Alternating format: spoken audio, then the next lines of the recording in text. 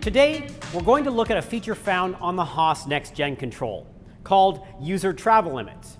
This feature allows you to set up custom travel limits for any axis on a Haas mill, lathe, or rotary table.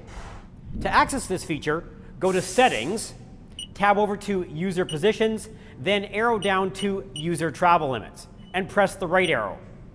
And then down arrow again to select an axis from the group listing. Limits for linear axes can only be set on one side of travel, the max travel side. The machine always needs to reach the 0 or home position, so we can't restrict that side of travel. Here's how it works. Handle jog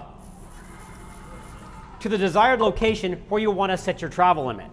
Then go back to User Position on the Settings page. Highlight the axis and press F2. Your travel limit is now set in that location. Now you'll see that if you try to jog or command a move past this point of travel, axis motion will stop and the message, User Travel Limit Reached, will appear.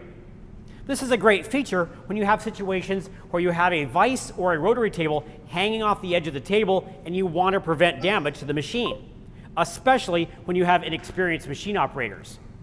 This same process works for any axis, including rotary axes, where you can set both a minimum and maximum travel limit so you can control rotary travel in both directions of rotation.